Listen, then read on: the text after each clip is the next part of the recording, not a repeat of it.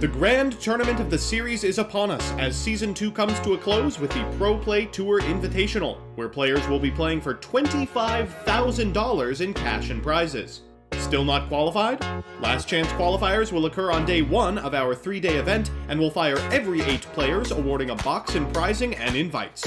Be ready to play a few, because LCQs are only $10. Saturday is day 1 of the main event with a top competitor playoff following on Sunday. Stick around for day 3, where we will have team events as well as a variety of side events. For more information, visit ppgeventmanagement.com and come play with the pros. But it's actually been making an impact. It's gotten several tops at both the regional and YCS level. Just a pretty solid going second deck. Looks like Steven, though, did win the die roll. Well, actually, that's not necessarily true because Saf actually wants to go second in most instances.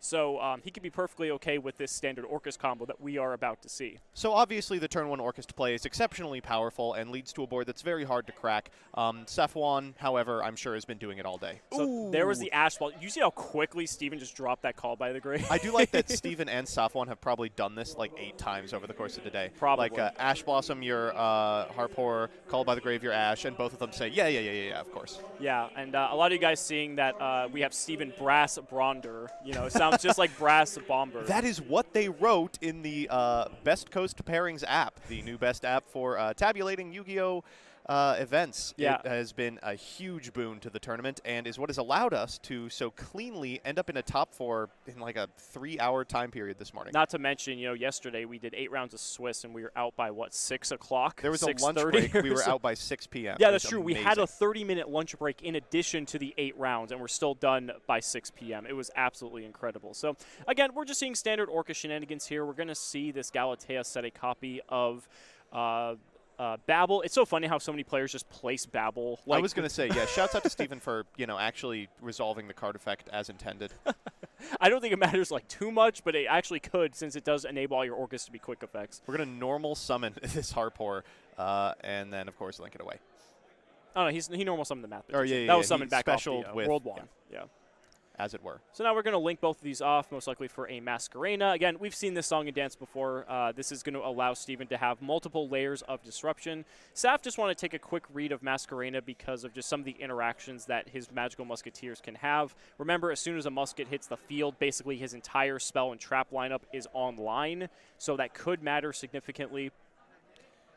Oh, and if I'm in Safwan's seat, I'm expecting at least 1 copy of Orcust Crescendo that's set.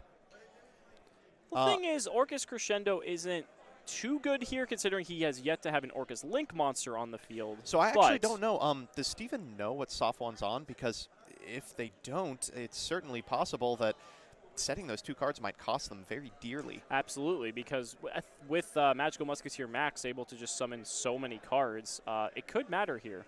So if there is an Orcust Crescendo, of course, Safwan is in for it. If there is not, Ash Blossom is still under Called by the Grave, which is the only other card that really preys on Magical Musketeer Max. So now, as you're seeing Steven go throughout all of his plays here, it is actually Saf's turn. He used the effect of his Harp Horror to special summon a Nightmare, and also used the Nightmare Engrave to banish it and send a copy of Symbol Skeleton to his graveyard, pretty much enabling all of his plays. So we're going to see Saf summon a copy of Caspar, and that's going to prompt the Masquerena here. Now, this could be big because Saf was telling me about how his normal summon is so crucial to the deck, so we could just see Masquerena link away the both herself as well as the Nightmare here, go into a Unicorn, and then Unicorn can shuffle away the... ooh. That's a good answer. Yeah, that's a very good answer.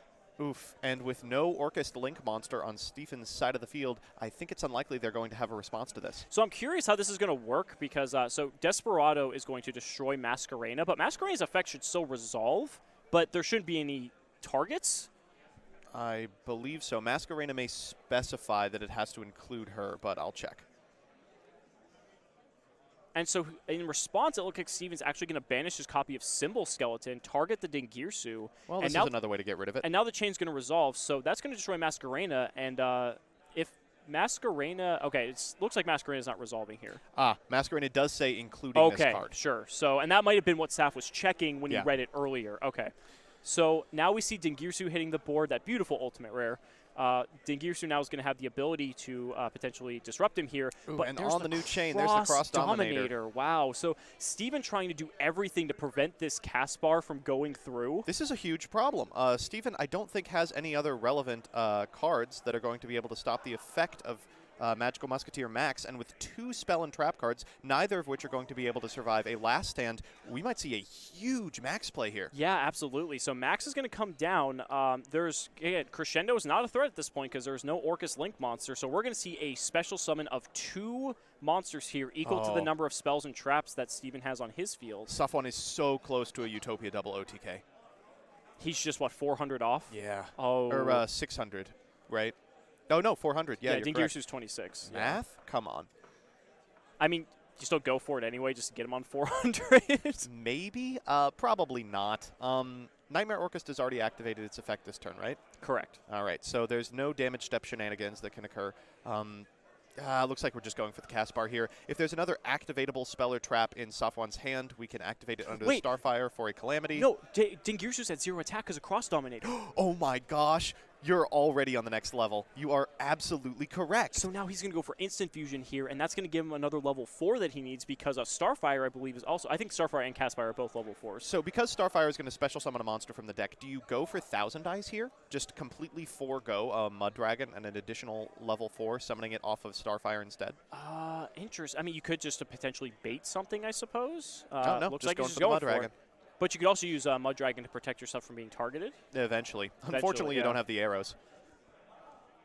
Oh, because that has to remain face up. Yeah, it's not like a static effect or anything. Okay, so now we're going to see Doc come out. Doc's a sweet card, especially in this scenario when there's some very powerful Magical Musket spells and traps in the graveyard. Wow, so we might just see Saf take this game 1 There's instantly. the overlay. Wow. Here it comes. All right, let's see if we've got a response. And that's no, it. That's going to be game 1. Game 1. That was a 7-minute game 1. Not even. That was 6 minutes. That was even quicker than that. Steven is actually allowing Safwan to go first. I think that's correct. I 100% think this is correct. So Castbar from Saf is still pretty good. So the old punish for making you go first in Magical Musketeers was Ties of the Brethren. But since the deck has become more streamlined, you don't play bad cards anymore. So Safwan is just going to be able to activate a good card, Pot of Desires, and immediately get Veilered when trying to resolve the effect of Castbar. Which is fine. I mean, obviously you want to get that Castbar search just to help you set up a little bit. Obviously getting a specific card that you can search is better than a couple random ones, but Saf did a pretty good job generating resources going first, and all of his cards are still online, and they're protected by the fact that he can keep them in his hand rather than having to set them on the field, so they're not vulnerable to cards such as Twin Twister and the like. Just talking real quick about randomization of the deck with the judge. Do I actually have to shuffle? No, there was no effect activated. So Ooh, that's a Mind Control off the top. Saf is going to set 2 here. So if we summon Pankratops and then activate Mind Control, what on earth is Saf going to do? Well, there's the Pankratops. All right, just manage your columns. Saf also has a Phantasma in hand as well, so that could be very crucial to helping Saf, kind of stabilize here depending on how wide Steven can go. We're just going to battle phase. He says, do you have Cross Dominator? I think Steven has another Pankratops in hand as well. That'd be very funny. He's going to let it go. Okay, so Pankratops is going to get in for 1,400 there. All right. Who's the beatdown? Now the rest of the hand looks fine. But I think if you're Steven, you're in a very good position just because so many of the Magical Musket spells and traps specify that you need a Magical Musket card. These could easily be dead. I don't think Steven's hand's actually that primed here. I think it's Called by the Grave, Mind Control, a second Pankratops, and Impermanence. So he actually doesn't have a single Orcust in his entire hand. Oof. Which is fine. And a Cosmic at end step. Pankratops is okay. Pankratops is fine. I mean, against a deck that's completely normal summon reliant, it seems pretty good. I kind of like not setting the impermanence, right? It's just an additional column your opponent can normal summon a monster to, and then if you ever activate it, it's super problematic for you. This turn you're expecting to snipe their normal summon with a Pankratops at worst, and then the impermanence is on for next turn. So here comes a Starfire. Starfire, for those of you who don't know, is the one that allows you to special summon from the deck. I would as well. Do not let him have any chance. And now there's nothing on Steven's board. There's no way that Safwan would even be able to summon anything with Max if he were able to extend that far. Wow, not setting impermanence works out fantastically for him. The downside to this is that he doesn't have a monster. He just drew a Mathematician. Math off the top. Wow. Easy. And you knew he just top decked it because there's no reason he wouldn't have played it last turn. Yeah. That's huge. Safwan says, fine, yes. All right, what are we sending? Harp, Harp, of course. If there's a called, now's the time. Ooh, Yeah, Ash he is has pretty the good call too. though. Oh no, he got it's he got Cosmic Cyclone last turn. Right. So wow, that's that matters. So 15 okay, from math. fine. Still a respectable normal summon. This is like Shadal format. You go for your graveyard play, it gets negated, and you just beat with math. Yep. I love Mathematician. I feel like it's just such good card design. All right. Here comes Kid there's Brave. Kid Brave. Kid Brave is not a very scary monster to activate a spell under, but Infinite Impermanence, or not Infinite Impermanence, Instant Fusion is a good one to be activating. That's going to cost him 1,000. Saf's life points are getting a little bit low now. So if you go into max here, you're eating an Infinite Impermanence. And we're activating the effect of Kid Brave, discarding a Kid Brave. Yuck, sometimes you draw these hands. So we're going to see Imperm on the Kid Brave. Ooh, I do kind of like that, honestly. If he takes this copy of Mathematician, what's he going to do now? Go into a monster, go into a max, and do nothing? Right, because now with no resources on Steven's field, Max doesn't do anything. I actually really like that reservation from Steven, or the willingness to gun the Infinite Impermanence on the Thousand Eyes Restrict. Now with no cards on Steven's side of the field, he has bought himself another turn. Sure. So I think, Ash off did the he top. just attack and pass, it looked like? It looked like Yeah. 16 and 3. So 19 total. All right, so here's Pankratops number 2, it looks like.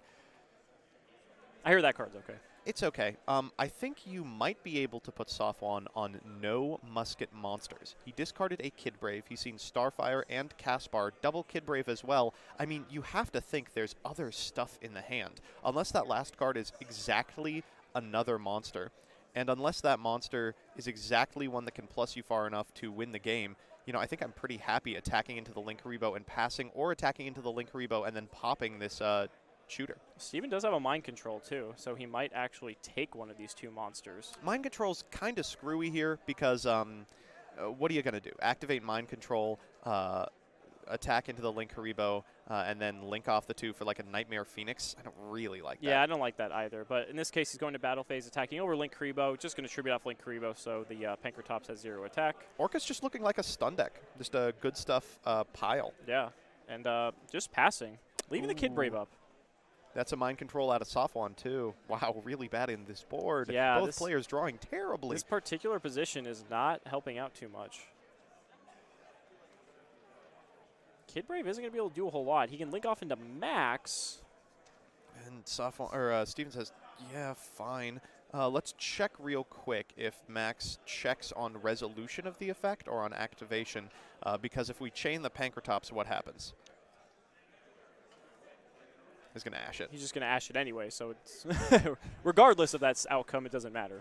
This is a good way to flex a card that's kind of useless at this stage in the game. Unfortunately, the Mind Control means that he will have to pop it in order to eat the Max. Such Otherwise, a simplified game state here. that was the winning line, was just attacking with Pankratops a whole bunch of times. Did he draw an Orcust Nightmare? It looks like, gosh, and that's a Steven. super poly. Did you, like, spite a witch on the way? It looks like a pass out of him, a pass out of Safwan, and we're back to Steven's turn. I think that's a Veiler. Come on. And a pass. Oh, is that Gizmek? It looks... I think it's a Gizmek. It looks to be Gizmek. Wow. So Gizmek's great on simplified board states, honestly, of course. and Saf is only on 3,100 life, so this Gizmek, 2 attacks from this, and it's over. I think I'm pretty secure in activating Gizmek's effect, beating in for 2450, and then just holding up an effect Veiler.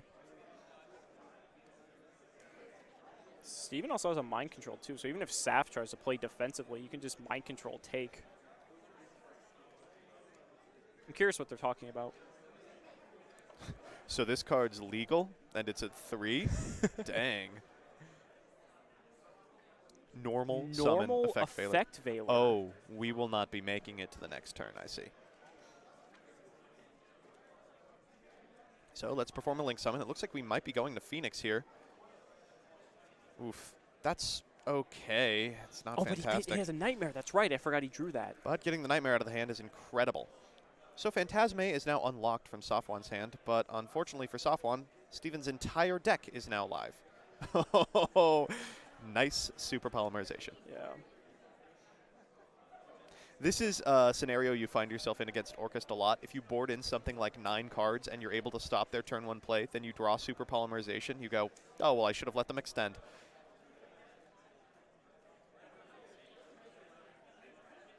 I think this might be game. Because now you could banish Nightmare, send Harp.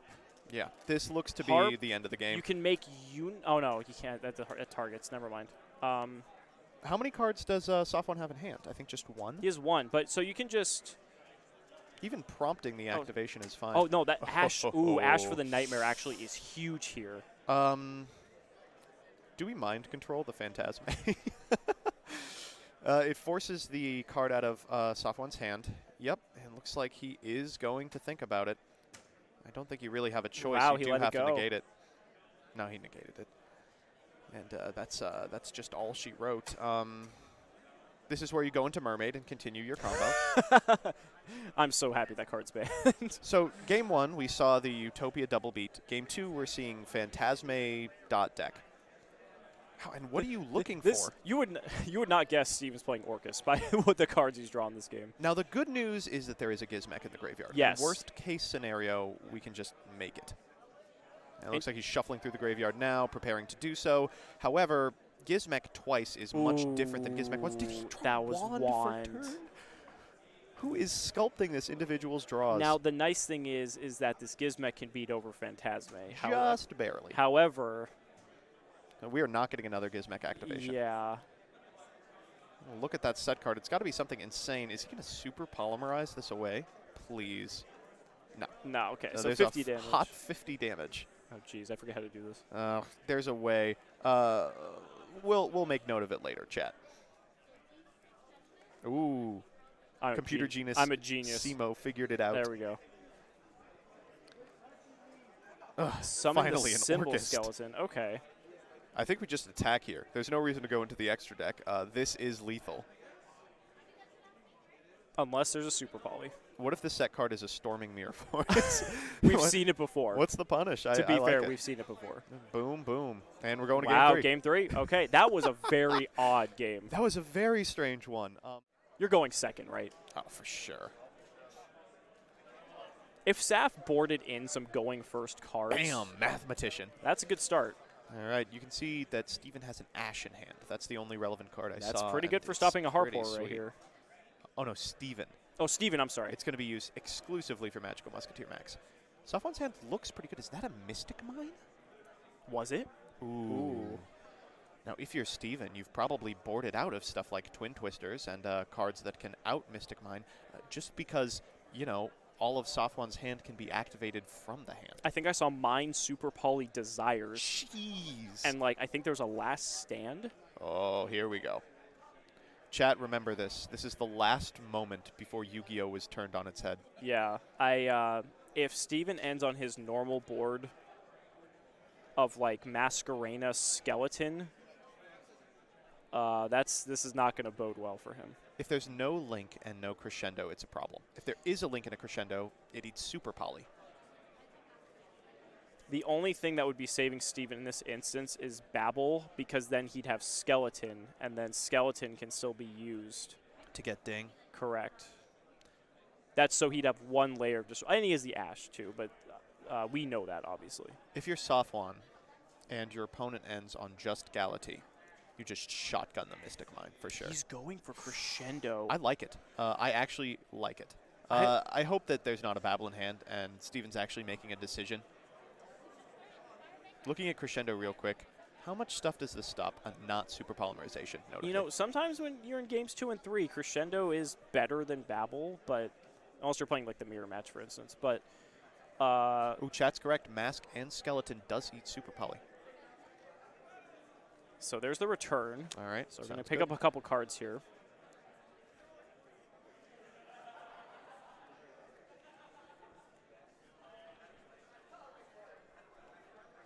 It's got a full grip. That's what I love about this combo. It's one card starter, and you just go +2. And it's so efficient. It seems like innocuous, but like the amount that this combo does is just so. He has a instant fusion. Ooh. Okay. Well, guess what? Outs Winda, Super Poly. That is true. Oh, going for Millennium Eyes. Well, he can't protect the Millennium Eyes, can he? He can't. Well, yeah, he can. Yeah, but why? What does it do that's relevant? To eat a negate? Like, that's odd. It has to be in the graveyard already, right? It can't just take a monster that's effect is activating. Is he going for... I'm excited to see where this leads. Yeah, I'm really curious where this is going to go. All right, so we are starting with Dingirsu. We're going to set 1 card, set 2 cards, and I think we're going to see a Link Summon of Galatea, of course. No, it's end phase. He's protecting Millennium Eyes. What? Steven knows something we don't. Well, Super Poly is still a card. So the Galatea is under the Dingirsu. Right. So it's not going to be available. There's no Babel. At the very least, this board does play around most relevant side deck options just because it's a completely irrelevant board. It also plays around Utopia Double, to be fair. Is he that scared of Utopia Double? I mean... Well, if you lost game 1 in that fashion in 6 minutes, I guess you would be. This is... You just fire Super Poly. I was going to say, you just Super Poly first, presumably. All right, have fun. The bane of the meta's existence. And there goes everything. Yep. No Babel Starving either. Venom. Now, this does lock Max. Maybe that was the plan all along. That would be some... Next level. I'll make a bad board to bait the Super Poly so that the extra monster zone gets eaten and he can't make a Magical Musketeer Max. Steven would be playing 9-dimensional chess if that was the plan all along. There's an Upstart Goblin in the column of Caspar. So good in this deck. And it is so good at this rarity. Wow, looks nice. It's a +1. So Imperm on the Caspar. Sure. I think that's completely fine. Ooh, Soft One is thinking last about last stand? standing. Is that worth it? Maybe. I'll say something else. No, it's last different stand. column, Okay. sir, but that's fine. Oh, no, it's a new chain. I'm the bad one.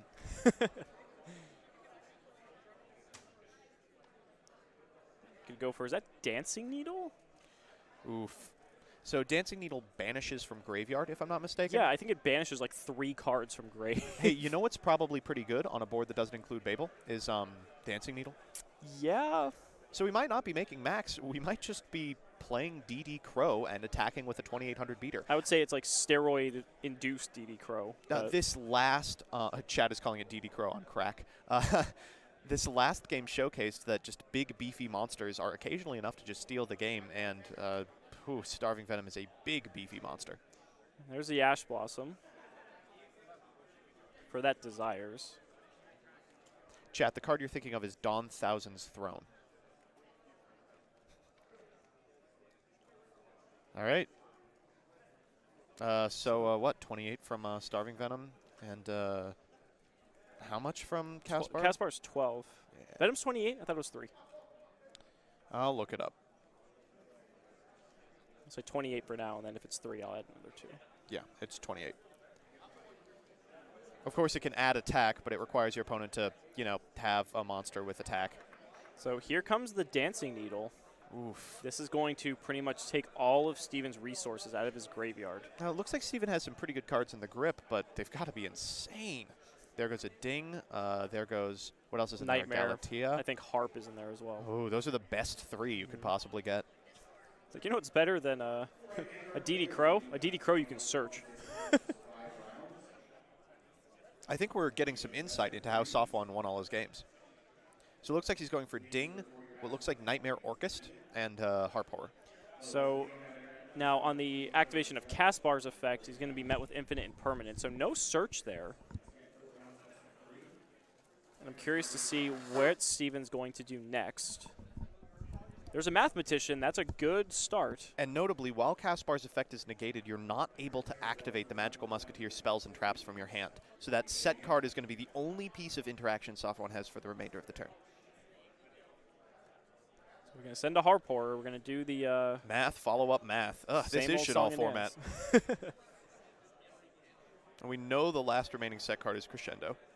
All right, if you have interaction, now is the time. But this just shows why the deck's so resilient, right? I mean... Again, the combo seems so simple, but it's so powerful. And just a quick fan over that.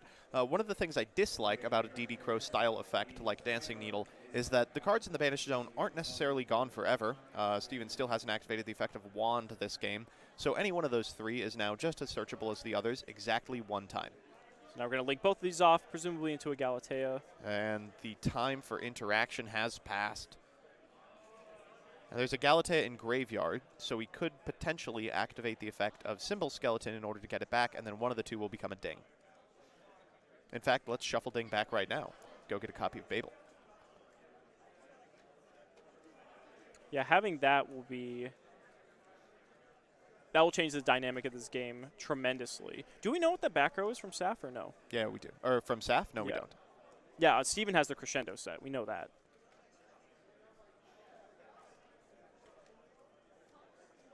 I'm really curious what that is.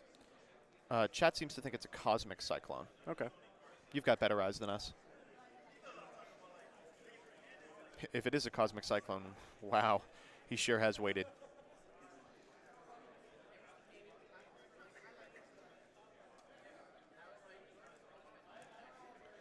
All right, so it looks like it's Ding time. Ding can safely send the Starving Venom. Of course, Ding is an incredibly powerful card for many reasons. One of them is that it does not destroy. It also doesn't target. It also protects all your cards. It also adds your resources back and lets you keep going.